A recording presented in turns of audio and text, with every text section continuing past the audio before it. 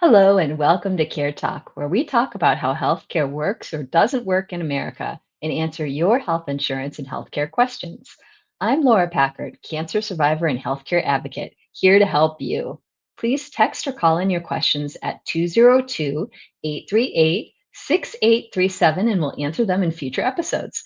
Be sure to subscribe to my channel or podcast wherever you get your podcasts to get the next show. And now I'm pleased to introduce Mina Schultz, the Health Policy and Advocacy Manager at Young Invincibles. And she's here to talk about the Affordable Care Act and what could be happening to your health insurance next year. Welcome, Mina. Hey, good to see you, Laura. Good to see you too. Let's start with what are the Affordable Care Act subsidies that are expiring and when are they set to expire? Okay, so starting from the beginning, there's premium tax credits. Those are tax credits that lower premiums for people who buy their health insurance on the health insurance marketplaces. The American Rescue Plan, just because of the COVID outbreak and wanting to make things more affordable, enhanced those premium tax credits. We'll call them EPTC, so that more people qualified for more financial assistance. The Inflation Reduction Act extended the amount of time that they're available, and it extended them until the end of 2025, and here we are in 2025. So next year, we may not have those enhanced PTCs, so people are going to see their health insurance premiums spike. And what complications and threats does this pose?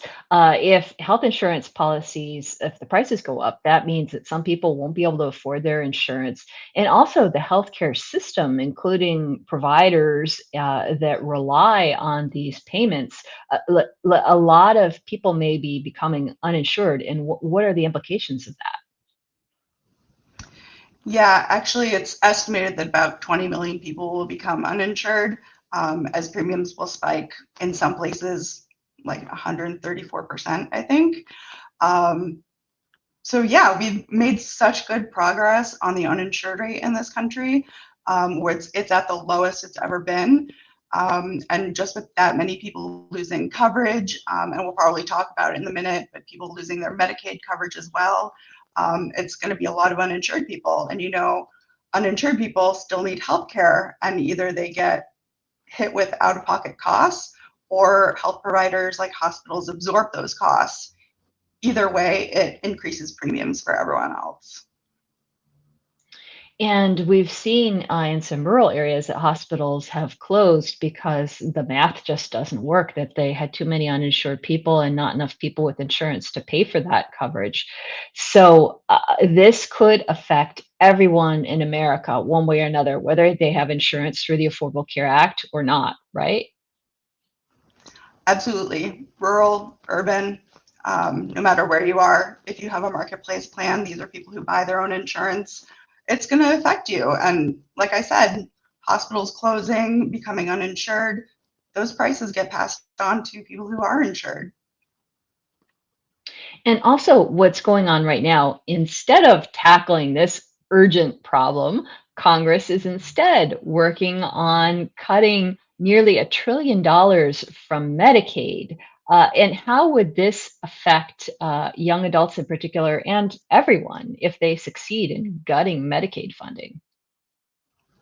Yeah, well, first about young adults, there are over 5 million young adults enrolled in marketplace coverage. So that's about a fifth of everyone covered by the marketplace. So they stand to lose out a lot on that. As far as Medicaid goes, young adults generally work lower wage jobs, and jobs that don't offer employer sponsored coverage. So it's jobs like gig work, retail, hospitality, and they rely on Medicaid because that's their only source of healthcare. And Medicaid is a great program. It covers healthcare for free in most places, for people who need it the most. And with the economy right now, young people just don't need an extra bill in the mail. So, what needs to happen to fix this problem? The problem being the Affordable Care Act subsidies that end at the end of this year. Yeah, so Congress needs to take action. Um, Representative Underwood in the House and Senator Shaheen in the Senate have both introduced the Healthcare Affordability Act. It is a very short bill that only makes the enhanced premium tax credits permanent. That's its sole purpose. Um, they've been introduced, but they haven't moved anywhere. And as people probably know, Congress is very wrapped up in budget reconciliation right now. So the enhanced premium tax credits have kind of been put on the back burner. Unfortunately, health insurers began setting their rates in the summer, and consumers start getting their letters in the mail in September and October that their premiums have gone up. So, health insurers don't deal well with uncertainty, and we have a lot of uncertainty right now, so they're probably going to take the hardest course of action. So people should be prepared this fall when it comes time to renew or get insurance. They should be prepared for sticker shock, right? Like health insurance premiums are going to go up if Congress doesn't take action. Yeah, they'll go up for the majority of people who get premium tax credits. What else was I going to say?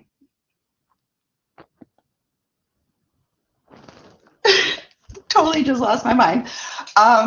But yeah, so unfortunately, there are a program called Navigators, which was recently had their funding cut about 90%. So there will be fewer navigators. Navigators help people navigate the health insurance marketplace and Medicaid. So with subsidies going away, premiums going up, Medicaid possibly having new rules or going away altogether, this resource is not going to be available anymore. And you have firsthand experience with navigators, right? Yes, I was a navigator in rural West Virginia. Shout out to all the West Virginians on here. It was great. I worked out of a health center. It was just me and one other person covering 5 counties, but West Virginia has actually led the way in their navigator work. They've had the most successful open enrollment periods, and they're just a well-oiled machine at this point. So it's going to be sad to see some of their funding go away. There's major changes coming to the open enrollment period, not only with less funding for navigators to help people enroll, but also they changed the dates of open enrollment. They shortened the amount of time you have to get registered. Is that correct? Well, they haven't yet, but there's a proposed rule that will implement a shorter open enrollment period from November 1st to December 15th. Usually it ends January 15th. But the rule is just proposed right now. They're actually accepting comments on it, where organizations, individuals can write what they think about the rule, give suggestions, write against it, write for it. And then CMS has to review all of those comments. Then they issue the final rule. Unfortunately, there's not a lot of reason to think that it's going to change. So the odds are, yes, open enrollment will be shortened, but don't know for certain yet. And so this is something that if people are paying attention, they should write in a comment and make their feelings heard on this rule. In general, what can or should people be doing right now to fight back against possible premium hikes because of the subsidies going away, possible budget cuts to Medicaid? What can we do about all this? Call your members of Congress, both sides, Senate and House, call them and tell them that you're not going to accept cuts to healthcare. And you can just say cuts to healthcare because there's so many different cuts coming. But let them know about the enhanced premium tax credits. A lot of members don't even know about it. It's just not on their radar. But call them up, especially if you have a story, if you're on Medicaid or if you have premium tax credits, call them up and say, this is going to affect me personally. Share your story with them if you're comfortable. It's really important that they hear from their constituents that you're actual people and not just numbers. And how do people know if if they're benefiting from advanced premiums tax credits right now? How would people know if they're at risk? That's tough, actually. And actually, quite a few people don't know that they're benefiting from this. You would be surprised. If you sign up on the health insurance marketplace, it's kind of like every other website. You create an account, you fill out the application. That will tell you, if you log into your account, it will tell you whether you have premium tax credits. Um, like I said, it's over 90% of people get premium tax credits, so it's safe to say most people have them. But you can definitely look at your healthcare.gov account or your state-based marketplace account, and it'll tell you if you have them. And tell us more about Young Invincibles and the work that you all are doing specifically for young people and expanding healthcare. Well, okay, so Young Invincibles is a national nonprofit. I love talking about Young Invincibles. We're a national nonprofit. We amplify the voices of young people in the political process and advocate for economic security for young adults 18 to 34. We actually got our start back in 2009 with the rollout of the ACA. Our founders felt that young adults weren't being heard in the process. You know, there's this conception that young people don't need healthcare, don't want healthcare, but that's wrong. We're not Young Invincibles. We've retaken that name. So our founders got storytellers together. They, had rallies. They fought for the ACA, especially the dependent coverage provision that lets you stay on your parents' plan until you're 26. And it got through. Our heart is still in this healthcare work, but we've expanded to other issue areas like higher education and workforce. So those are kind of our three main focuses. All of those are laced together with civic engagement. We also have a young adult advocates program, which is a paid leadership program in our states that just offers education to young adults and opportunities to advocate. They go to their state capitals, they write letters, they table, they hold rallies in some places just to get young adults involved. And how can people find out more about Young Invincibles and also find out about your work? You can go to younginvincibles.org. We just joined Blue Sky, but we're mostly on Instagram and TikTok. That's where the young adults are. So that's where you can find us. Is there anything else that people listening should know about these subsidies and what's at stake right now? Just that we got to make our voices heard. The more voices, the better. Like I said, sharing your story, especially if you're impacted, but you don't have to be impacted either. Just letting your members of Congress know and letting other people know. These are kind of policies that are going under the radar. So just telling, your family or your friends or your community members that, hey, they're going to take healthcare away from us. That helps. Well, thank you very much for joining us, Mina. And now we're going to answer some viewer questions with Louise Norris from healthinsurance.org and Diane Archer from Just Care and Social Security Works. So let's start with Diane and what's been happening on healthcare from the administration in the past week or so. What's news? Lots of news. I am going to focus on tariffs and what is happening there. President Trump believes that tariffs will move more prescription drug manufacturing back to the U.S., though experts say that that actually isn't likely.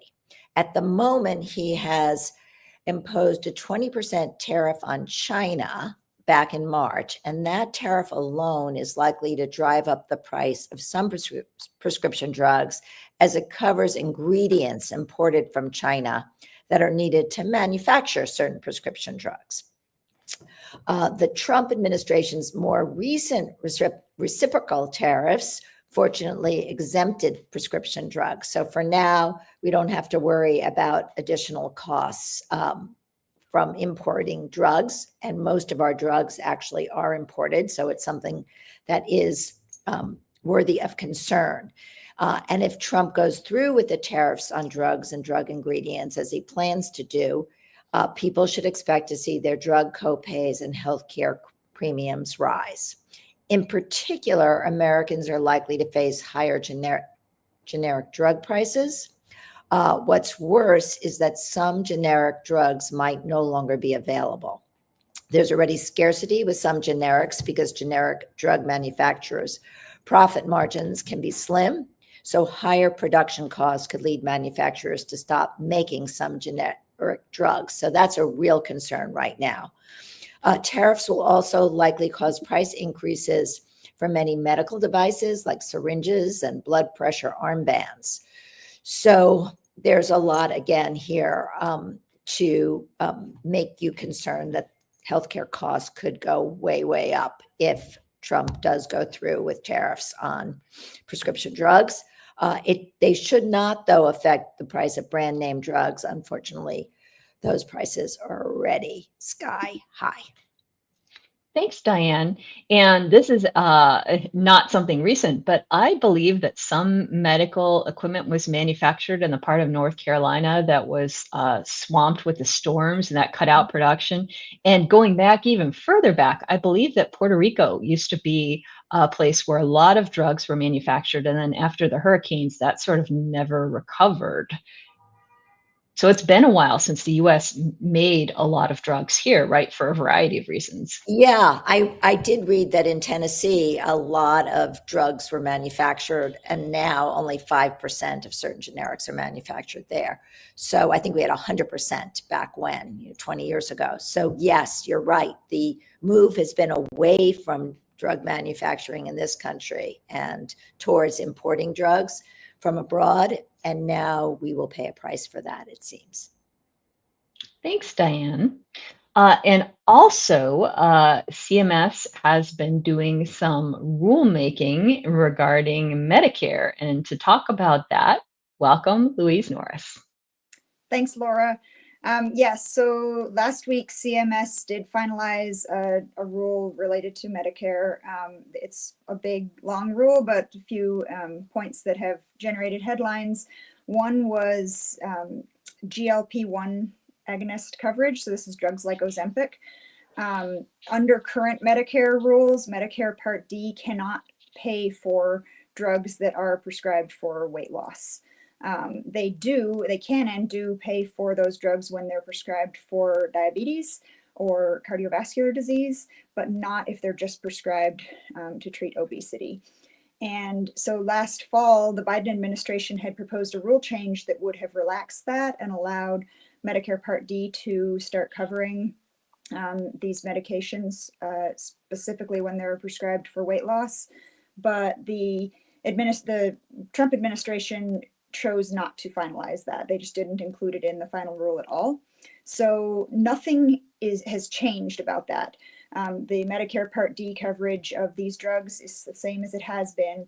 You do have to be diagnosed with usually diabetes, but also cardiovascular disease, depending on the situation. They did, however, finalize codifying some Inflation Reduction Act provisions, which were already in statute, but they needed CMS to codify them by the end of this year in order to continue like the regulatory oversight. So that includes free vaccines under Medicare Part D, a $35 cap on insulin out-of-pocket costs, and the Medicare prescription drug payment plan option, which lets people spread their Part D out-of-pocket costs out across the whole year instead of having to meet the whole amount early in the year. There's a $2,000 cap on out-of-pocket costs under Part D, but if you're taking a very expensive medication, you might meet that cap in January or February. So using this payment plan option, which you do have to request from your drug plan, you can spread it out in 12 equal payments across the year. So those provisions will all continue to be available for folks. So that is good news. Also, Dr. Oz was confirmed to lead CMS, and the Senate agreed on a budget framework, which they now have to still work out the details with the House on that, but that does get the ball rolling more on that budget reconciliation process that Mina was talking about. If you're curious about Dr. Oz or the potential Medicaid cuts and other healthcare cuts that could be coming in that budget bill, we have previous shows on that where people have talked about them. Thanks, Louise. And we will keep talking about them as they keep being relevant. And our first question from the audience, Buffy on Threads, went to an annual Well Woman exam, and the receptionist said the copay was $116, but that should have been 100% covered by the Affordable Care Act.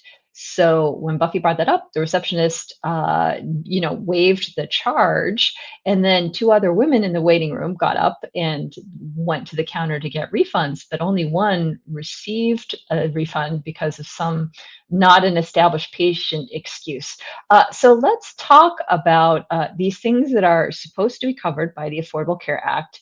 Are they sometimes not covered? And how do you handle that if you are charged for something that you believe should be included with your insurance?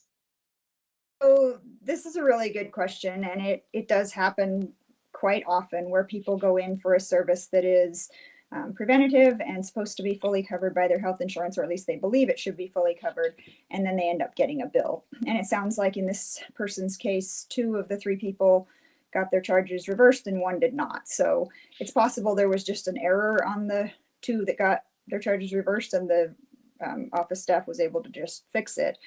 For the person who did not get their charges reversed, there are several explanations for why that could be. First of all, then they did mention it was a new patient visit. So just to clarify, you can go in for a Well Woman exam as a new patient, never having seen this provider before, and get services, only services that are fully covered under your health plan's preventive care benefit. There's not anything particular that they have to add in as a new patient benefit that you would have to pay for, but they might. If they do anything above and beyond the specific services that are covered under the Well Woman exam, you will pay for that. That could include extra lab work.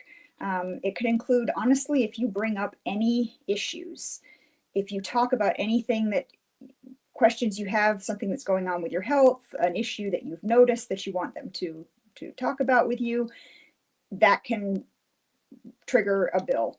Basically, in order to get the free Well Woman exam, you have to be going in with no issues, no complaints, nothing wrong. You're just getting checked out. If you bring up any issues for them to discuss with you, then you have changed that visit from preventive to diagnostic. That's just how the rules work. Another issue that can sometimes cause this is if you have gone to an out-of-network provider, because your health plan's preventive benefits do not cover out-of-network providers. So you do need to make sure that the provider is in network, the OBGYN office you're going to. You also need to make sure that any lab they're using is in network. So you just want to check with the office before you go in for your visit. Make sure you clarify that you're looking for a Well Woman exam. Confirm they're in network. Don't assume they're in network just because they were last year, because that could change. So those are the sort of questions to ask ahead of time. And this provider actually sounds maybe a little bit shady. Like maybe you should be looking around for a different provider. Yeah, if there were 2 out of 3 where they just said, oops, that was a mistake, I mean, that's a little alarming.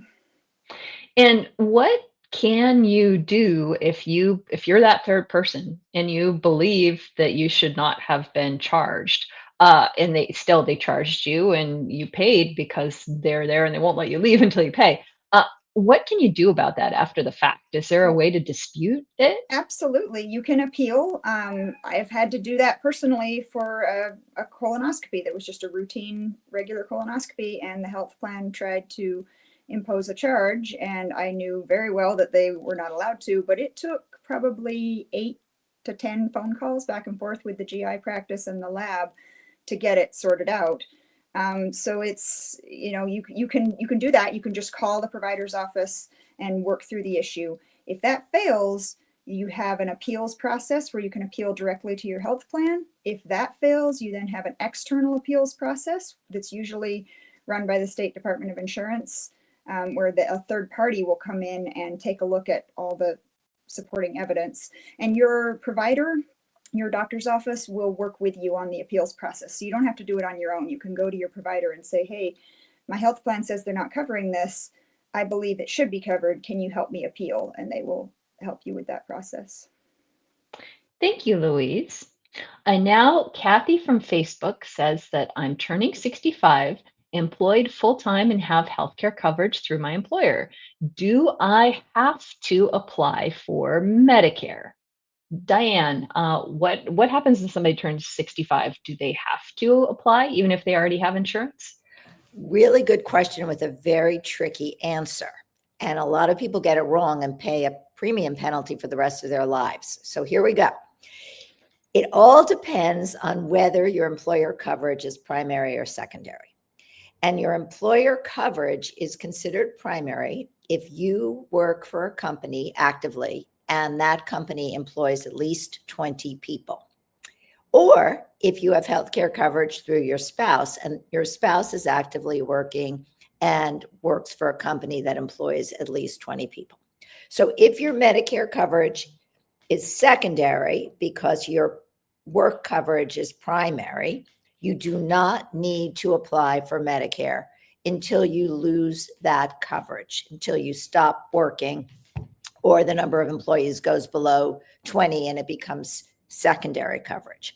If the number of employees at the company that is offering you health insurance is below 20, you must apply for Medicare when you turn 65, even if you're actively working.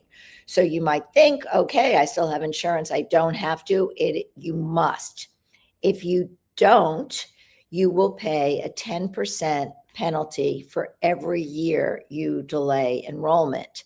And you might end up with a healthcare coverage gap, a big one, because technically your employer's health insurance does not have to cover your care if Medicare should be primary. So again, the answer is yes, you have to sign up for Medicare if your employer employs fewer than 20 people, and no, you do not need to sign up for Medicare if your employer employs 20 or more people. Thanks. And this sounds like a good question that this person should take to their HR person or HR department if they have, just to be absolutely critical, given that if you get this wrong, you could be paying a penalty for the rest of your life. That is true, but usually the HR departments do not understand the answer. So that's how people end up messing up.